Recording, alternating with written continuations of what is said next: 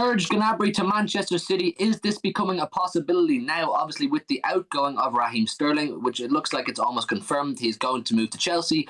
We were sitting here thinking, are we going to boost our attack further? Now, obviously, we do have a lot of attacking outlets on the wing. We are not stuck for players, so it was kind of 50-50. No one really knew, were we going to pursue another attacker to fill that gap that Sterling leaves behind? But it looks like Serge Gnabry, superstar of Germany and Bayern Munich, is linked with Manchester City in some shape or form. The first source to come out with this news was Sun Sport, who some people believe to be very unreliable, so people were kind of brushing it aside, saying it's just paper talk. But they said Serge Gnabry will move to the top of Man City's transfer list if Raheem Sterling leaves the Etihad this summer. Okay, there's your first kind of word on Serge Gnabry, but then more started to follow. We got word from Jack Gaughan, who is obviously a very, very reliable journalist when it comes to Manchester City transfers. He says Man City are denying the possibility of making a move for Serge Gnabry should Raheem Sterling leave this summer.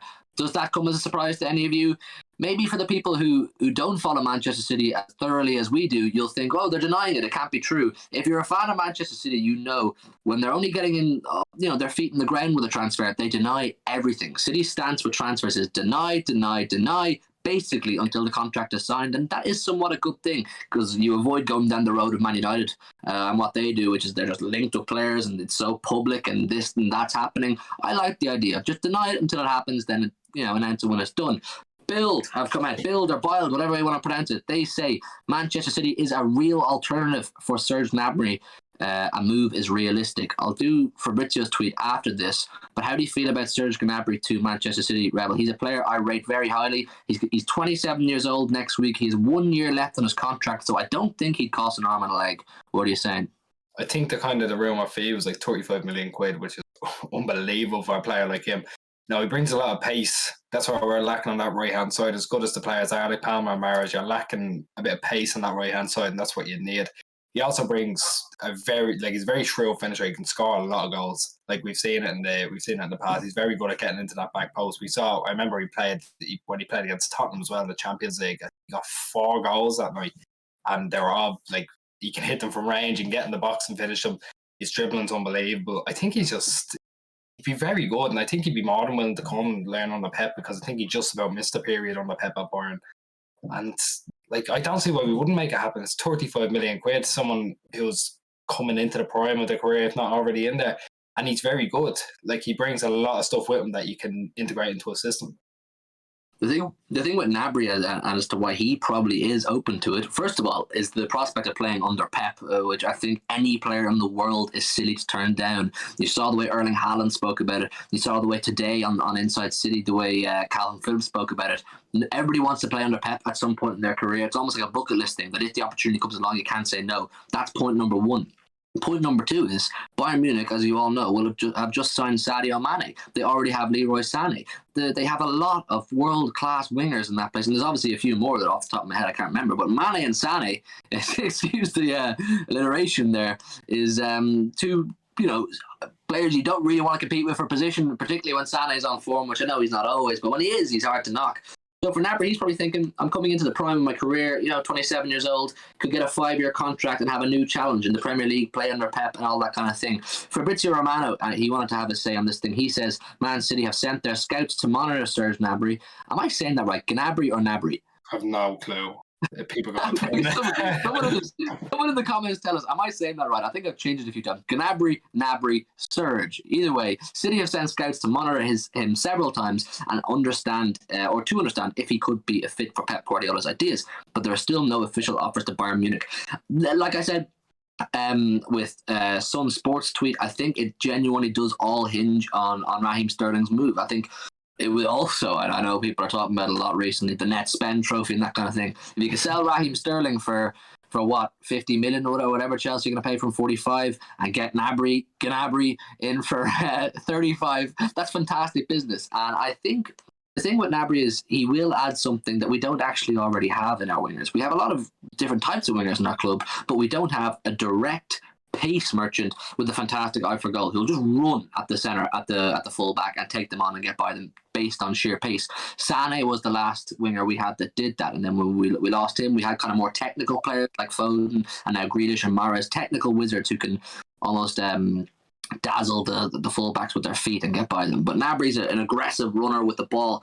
In 171 appearances in the Bundesliga, he has 67 goals. It's a pretty good return. 38 assists, which is 169 overall contributions. He's a player who, with the amount of ball we have and the amount of opportunities we create, you would imagine he'd score quite a few goals and he'd have quite a few contributions. He'd be a perfect fit to replace what Sterling once was. When Sterling once played beside a number 9 in Sergio Aguero, he was very much that type of winner I'm talking about. Direct, aggressive, just beating fullbacks with pace, and had a great eye for goal rebel. Yeah, that's what you need, though. That's why we're all clamouring for Sterling to stay for so long. You need someone who can run out of defence. like I know what you said. You have those technical players, those wide midfielders essentially, who will try and daze and confuse the fullbacks. But you need someone who's just going to run at them. That's where the majority of our memorable goals come from. You look at Villa. If you have Mahrez on there, again, not a slow player, but like a more technical player, tries just multiple little jabs instead of one big knockout punch. That's what he does. Whereas you see Sterling, he just got straight down the right, cross in, back post. You don't get that. You don't really get that with those type of players like a Mahrez, like a Palmer on that right hand side. You need someone who can not only score the goals with 9 for goal, but someone who can create by just bombing down the boiler. I think you have to have multiple facets of going out and attacking. You can't just have the same thing on both sides. You can't just have the same thing every week. You can't have 2 players with the exact same on the exact same side of rotating between, because it doesn't work. You're going to get found out very quickly. And I think if we don't make a signing on that right hand side, that could end up being what happens.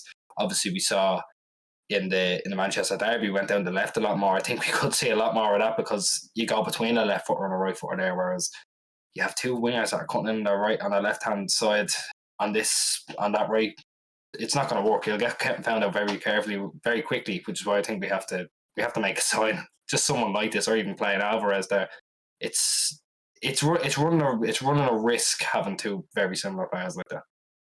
I'm very excited at the prospect of Serge Gnabry. Just to kind of paint a picture for you, give you a bit of a scenario here. Can you imagine you're a fullback, right? And you spend, say, 65, 70 minutes marking Riyad Mahrez or Phil Foden, depending on what wing you're on, and you're tired marking them, following their feet around and all their step overs and tricky bits and bobs.